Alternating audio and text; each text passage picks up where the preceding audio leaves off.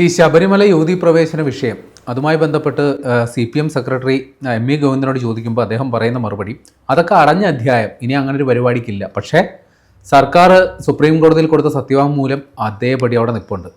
അപ്പോൾ ഇനി തരം പോലെ വീണ്ടും നിലപാട് മാറും എന്നുള്ളത് തന്നെയല്ലേ മനസ്സിലാക്കേണ്ടത്? ഇവർ നിലപാടൊക്കെ മാറ്റും. ഇവർ പുരോഗമനക്കാരെന്ന് പറയുകയും വേണം. അയ്യപ്പൻ്റെ വിഗ്രഹം കയ്യിൽ സമ്മാനമായിട്ട് വാങ്ങിക്കുകയും വേണം. നിലവിളക്ക് കൊളുത്തി ഉദ്ഘാടനം ചെയ്യുമ്പോഴും പിണറായിയുടെ മനസ്സിൽ ഒരു ചെകുത്താൻ്റെ രൂപമേ ഉണ്ടാകാൻ സാധ്യതയുള്ളൂ. മുഖ്യമന്ത്രി പിണറായി വിജയൻ്റെ ഒരു ചെകുത്താൻ്റെ രൂപമേ അദ്ദേഹത്തിൻ്റെ മനസ്സിലുണ്ടാവുള്ളൂ. കാര്യം CPM-കാർ നമ്മൾ ഈ വിഷയം സംസാരിക്കുമ്പോഴൊക്കെ തന്നെ അടഞ്ഞ അധ്യായമാണെന്ന് പറയുമ്പോൾ ഇവർക്ക് ചുണയുണ്ടെങ്കിൽ ഇവരെ സത്യവാങ്മൂലം പിൻവലിക്കട്ടെ. കോടതിയിൽ കൊടുത്തിരിക്കുന്ന ഇവർക്ക് അങ്ങനെ അതവർ ചെയ്യട്ടെ. നമ്മൾ കോൺഗ്രസിൻ്റെയോ BJP-യുടെ പക്ഷത്ത് നിന്ന് സംസാരിക്കുന്നില്ല. നമ്മൾ അയ്യപ്പൻ്റെ പക്ഷത്ത് മാത്രം നിന്നുകൊണ്ടാണ് നമ്മൾ സംസാരിക്കുന്നത്. ശബരിമല ഒരു അയ്യപ്പ ഭക്തൻ എന്ന രീതിയിൽ, ഒരു സാധാരണക്കാരന്റെ ദൈവമായ അയ്യപ്പ ഭക്തൻ എന്ന രീതിയിലാണ് നമ്മൾ സംസാരിക്കുന്നത്. അയ്യപ്പദാസ് പറയുന്നു, നമ്മൾ സാധാരണക്കാരുടെ ദൈവമാണ് അയ്യപ്പൻ എന്ന് പറയുന്നത്. അപ്പൊ നമ്മളത് പറയുമ്പോൾ അതിൽ ഇവർ പറയുന്ന പോലെ കപടതയില്ല. ഞാൻ തുടക്കം മുതൽ നമ്മൾ രണ്ടുകൂടെ സംസാരിക്കുമ്പോൾ ഞാൻ പ്രേമിൻ്റെ അടുത്ത് പറയുന്നത്, ഇവര് അടവ് മാറ്റും. ഈ അടവ് നമ്മൾ സംസാരിക്കുമ്പോൾ എപ്പോഴും ഒരു ലൂപ്പ് ഹോൾ ഇട്ട് സംസാരിക്കുന്നതാണ് ഇവര്. അത് അടഞ്ഞ അധ്യായമാണെന്ന് പറയുന്നു ഒരു തവണ. 2 സത്യവാങ്മൂലം ഇവർ പിൻവലിച്ചിട്ടില്ല. അത് ദേവസ്വം ബോർഡിന്റെ പരിപാടിയാണ്. 75 വർഷമായ പരിപാടിയാണ്. 75 വർഷമാകുന്നതിന് സിൽവർ ജൂബിലിയുടെ ആഘോഷമാണ്. ദേവസ്വം ബോർഡ് നടത്തുന്നതാണ്. അയ്യപ്പന്മാർക്ക് അവിടെ ഞങ്ങൾ സൗകര്യം ഉണ്ടാക്കാൻ നടത്തുന്ന ഒരു മീറ്റിംഗ് മാത്രമാണ്. അല്ലാതെ അയ്യപ്പനോട് ഞങ്ങൾക്ക് സ്നേഹമൊന്നും ഉണ്ടായിട്ടൊന്നുമല്ല.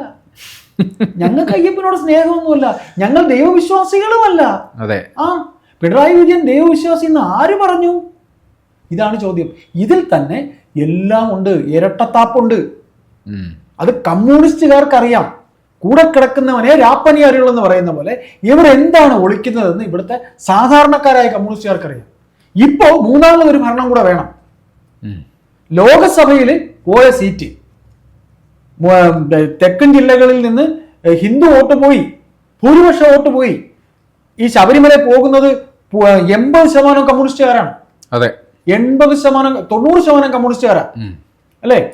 ദേവസ്വം ബോർഡ് പ്രസിഡന്റ് ഇൻകുലാബ് സിന്ദാബാദ് എന്ന് വിളിക്കുന്ന പോലെയാണ് സ്വാമിയെ ശരണം അയ്യപ്പ എന്ന് വിളിച്ചത്. അത് പിന്നെ ഖേദം പറഞ്ഞു. എന്ത് ഖേദം? അതൊക്കെ ജലനിൽപ്പിന്റെ രാഷ്ട്രീയമല്ലേ? പ്രശാന്ത് കോൺഗ്രസ്സുകാരനായിരുന്നേ അല്ലേ? അവിടെ അരുവിക്കര മത്സരിച്ച് തോറ്റുപോയതല്ലേ? നമുക്ക് ഇത്രേ പറയാനുള്ളൂ. അതായത് ഇതിനകത്ത് ഒന്നും തന്നെയല്ല.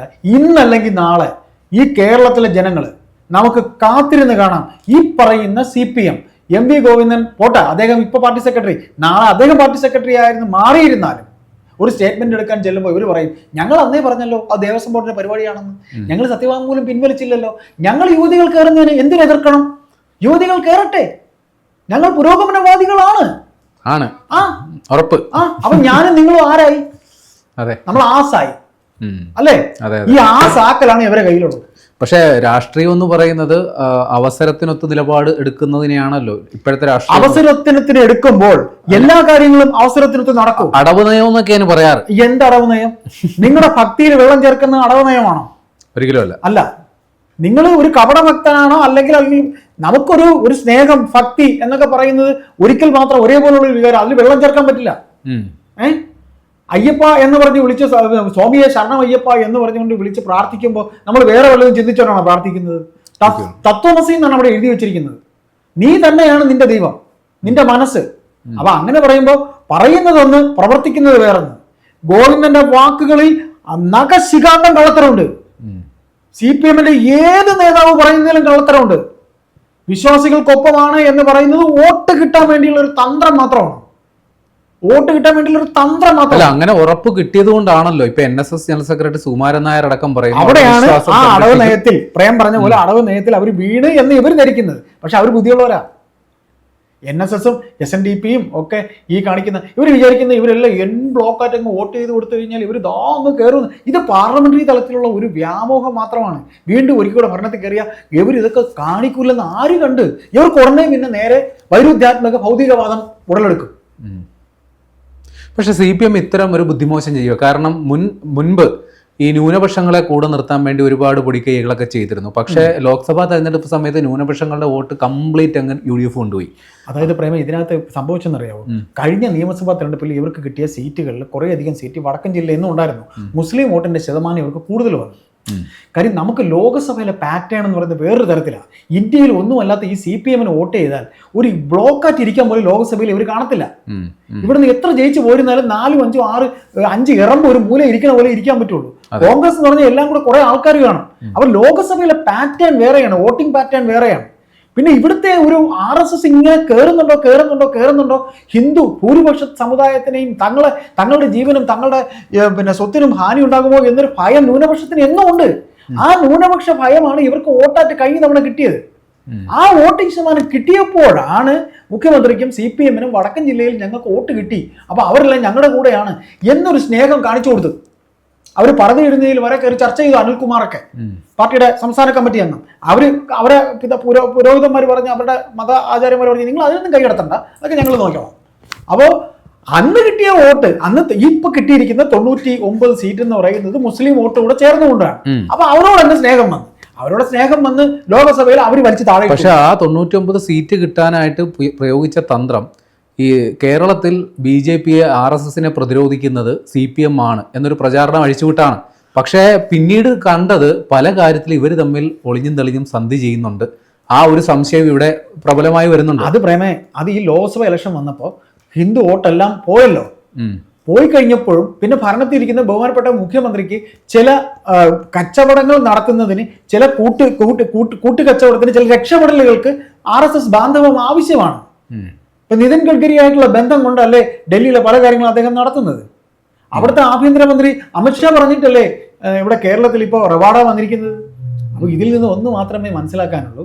അപ്പോൾ അത് നമ്മൾ മനസ്സിലാക്കിയതുപോലെ കഴിഞ്ഞ നിയമസഭയിൽ ഇവർക്ക് ന്യൂനപക്ഷത്തിൻ്റെ വോട്ട് കിട്ടി. ഇവരുടനെ ന്യൂനപക്ഷ സ്നേഹത്തിലേക്ക് പോയി. പിന്നെ വടക്കൻ മേഖലയിൽ മലപ്പുറം തുടങ്ങിയുള്ള കോഴിക്കോട് കണ്ണൂർ മേഖലയിൽ പാർട്ടി ശക്തമെന്ന് പറയുമ്പോഴും ലീഗിൻ്റെ വോട്ടിന് ഒരു പ്രാധാന്യമുണ്ട്, മുസ്ലിം വോട്ടിന് പ്രാധാന്യമുണ്ട്. അത് വെച്ചുകൊണ്ടാണ് ഇവർ മുസ്ലിം പ്രീണനം നോക്കിയത്. അപ്പോൾ ലോകസഭയിൽ പണിപാളി. ഇപ്പോൾ വീണ്ടും ഹിന്ദു സ്നേഹം ഇപ്പോൾ വന്നിട്ട്, നമ്മൾ തിരുവനന്തപുരം ഭാഷയിൽ വന്നിട്ടെന്ന് പറയും. അപ്പോൾ ഹിന്ദു സ്നേഹം വന്നു, ഭൂരിപക്ഷ സ്നേഹം വന്നു. ഈ ഭൂരിപക്ഷ സ്നേഹത്തിൽ ഇപ്പൊ ഇങ്ങനെ നിന്നുകൊണ്ട് ന്യൂനപക്ഷങ്ങളെയും കബളിപ്പിച്ച് വോട്ട് പിടിക്കാമെന്നൊക്കെ കരുതി. അല്ല, ഇങ്ങനെ ഈ തരാതരം പോലെ നിലപാട് മാറ്റുമ്പോൾ ഈ പരമ്പരാഗത ഇടതുപക്ഷ വോട്ടർമാരുണ്ടല്ലോ, ഇപ്പൊ പരമ്പരാഗത ഇടതുപക്ഷ വോട്ട് ഇല്ല. കാര്യം പിണറായി വിജയൻ എന്ന് പറയുന്ന നേതാവിന് എത്ര അടിസ്ഥാനപരമായ ഒരു കമ്മ്യൂണിസ്റ്റുകാരന്റെ ക്വാളിറ്റി ഉണ്ട്, എത്രയുണ്ട് അടിസ്ഥാനപരമായ ഒരു ക്വാളിറ്റി ഉണ്ടായിരുന്നു VSന്. അടിസ്ഥാനപരമായ ഒരു ക്വാളിറ്റി, ഒരു കമ്മ്യൂണിസ്റ്റുകാരൻ എന്ന് പറഞ്ഞാൽ ഇന്നതാണ്, അതൊരിക്കലും മാറ്റമില്ലാത്ത ചില മാറ്റങ്ങളായിരിക്കും അവർക്കൊക്കെ ഉള്ളത്. അവർക്ക് ഒരിക്കലും മാറ്റം കാണില്ല.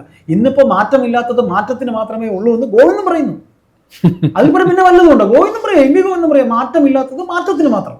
ഗോവിന്ദൻ സൈദ്ധാന്തികനായതുകൊണ്ട് പറഞ്ഞാൽ പിന്നെ തൊണ്ടകളാതെ ഒഴുകി. സൈദ്ധാന്തികം പറയുമ്പോൾ നാളെ പുരോഗമന ഭാഗത്തിന് വേണ്ടി ഞങ്ങൾ പറഞ്ഞോ പെണ്ണുങ്ങളെ കയറണ്ടെന്ന്, വനിതകൾ കയറും.